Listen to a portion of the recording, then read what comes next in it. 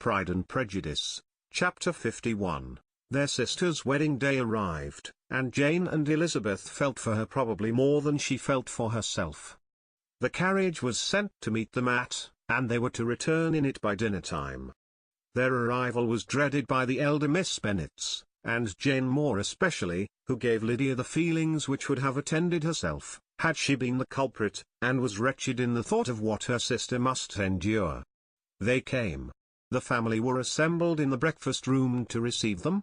Smiles decked the face of Mrs. Bennet as the carriage drove up to the door. Her husband looked impenetrably grave, her daughters, alarmed, anxious, uneasy. Lydia's voice was heard in the vestibule, the door was thrown open, and she ran into the room. Her mother stepped forwards, embraced her, and welcomed her with rapture, gave her hand, with an affectionate smile, to Wickham, who followed his lady, and wished them both joy with an alacrity which showed no doubt of their happiness. Their reception from Mr. Bennet, to whom they then turned, was not quite so cordial. His countenance rather gained in austerity, and he scarcely opened his lips. The easy assurance of the young couple, indeed, was enough to provoke him. Elizabeth was disgusted, and even Miss Bennet was shocked. Lydia was Lydia still, untamed, unabashed, wild, noisy, and fearless. She turned from sister to sister, demanding their congratulations, and when at length they all sat down, looked eagerly round the room, took notice of some little alteration in it, and observed, with a laugh, that it was a great while since she had been there. Wickham was not at all more distressed than herself, but his manners were always so pleasing, that had his character and his marriage been exactly what they ought, his smiles and his easy address, while he claimed their relationship, would have delighted them all. Elizabeth had not before believed him quite equal to such assurance, but she sat down, resolving within herself to draw no limits in future to the impudence of an impudent man. She blushed, and Jane blushed, but the cheeks of the two who caused their confusion suffered no variation of colour. There was no want of discourse.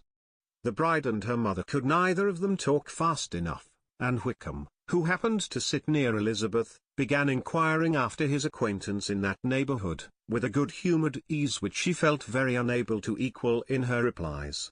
They seemed each of them to have the happiest memories in the world.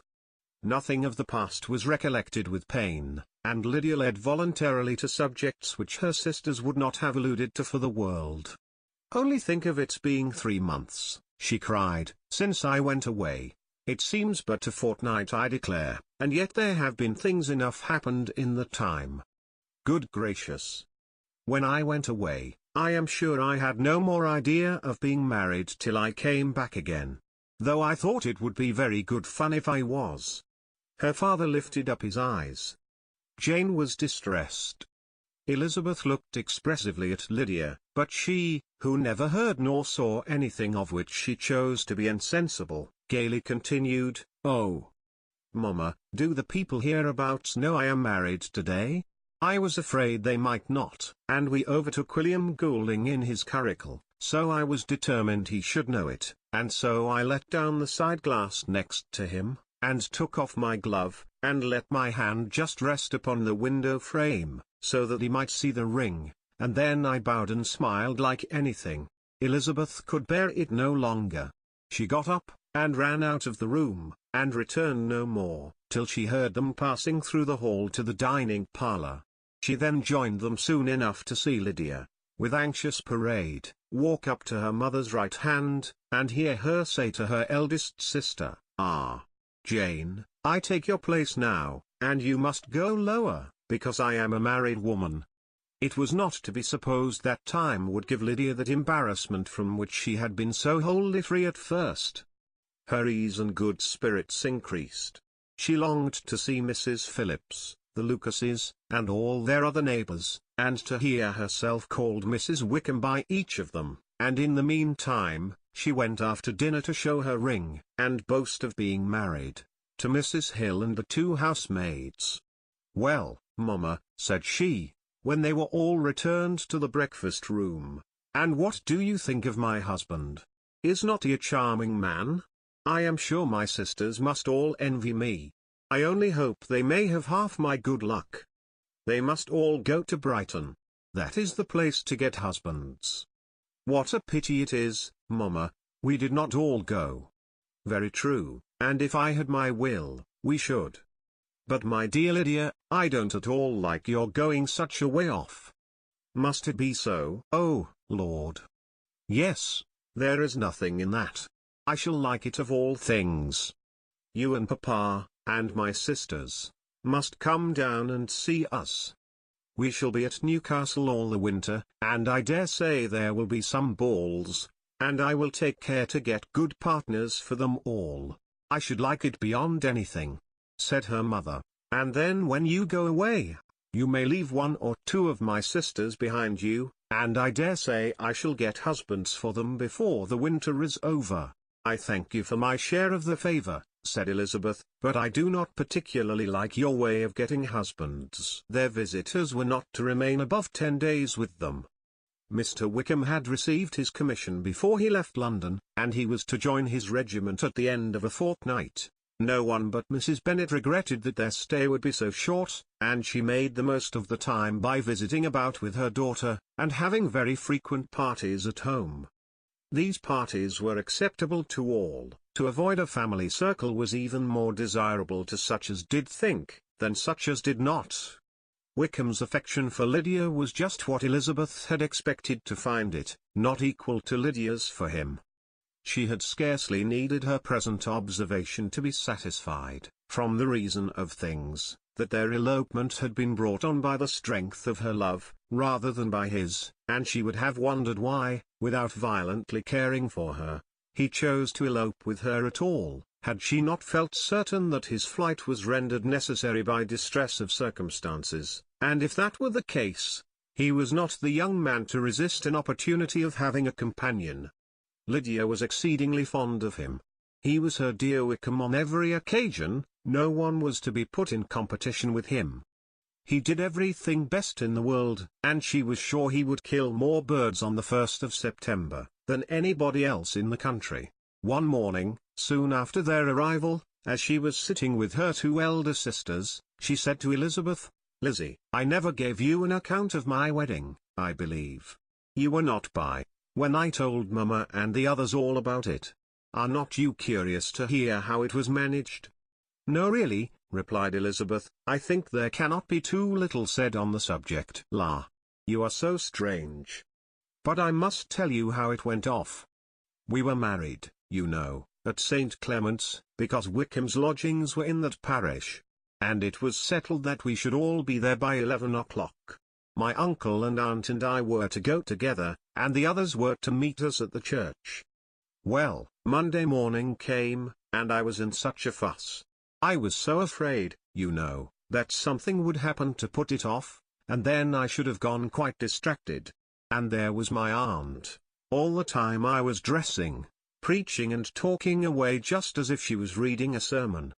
However, I did not hear above one word in 10, for I was thinking, you may suppose, of my dear Wickham. I longed to know whether he would be married in his blue coat. Well, and so we breakfasted at 10 as usual. I thought it would never be over, for, by the by, you are to understand, that my uncle and aunt were horrid unpleasant all the time I was with them. If you'll believe me, I did not once put my foot out of doors, though I was there a fortnight. Not one party, or scheme, or anything. To be sure London was rather thin, but, however, the little theatre was open. Well, and so just as the carriage came to the door, my uncle was called away upon business to that horrid man Mr. Stone. And then, you know, when once they get together, there is no end of it. Well, I was so frightened I did not know what to do, for my uncle was to give me away, and if we were beyond the hour, we could not be married all day. But, luckily, he came back again in 10 minutes' time, and then we all set out. However, I recollected afterwards that if he had been prevented going, the wedding need not be put off, for Mr. Darcy might have done as well. "Mr. Darcy?" repeated Elizabeth, in utter amazement. "Oh, yes. He was to come there with Wickham, you know. But gracious me! I quite forgot. I ought not to have said a word about it. I promised them so faithfully. What will Wickham say? It was to be such a secret. If it was to be secret, said Jane, say not another word on the subject.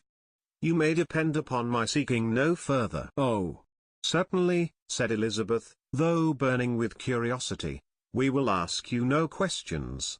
Thank you, said Lydia, for if you did, I should certainly tell you all, and then Wickham would be angry. On such encouragement to ask, Elizabeth was forced to put it out of her power, by running away. But to live in ignorance on such a point was impossible, or at least it was impossible not to try for information. Mr. Darcy had been at her sister's wedding.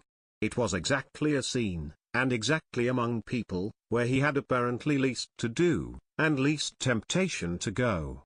Conjectures as to the meaning of it, rapid and wild, hurried into her brain, but she was satisfied with none. Those that best pleased her, as placing his conduct in the noblest light, seemed most improbable. She could not bear such suspense, and hastily seizing a sheet of paper, wrote a short letter to her aunt, to request an explanation of what Lydia had dropped, if it were compatible with the secrecy which had been intended.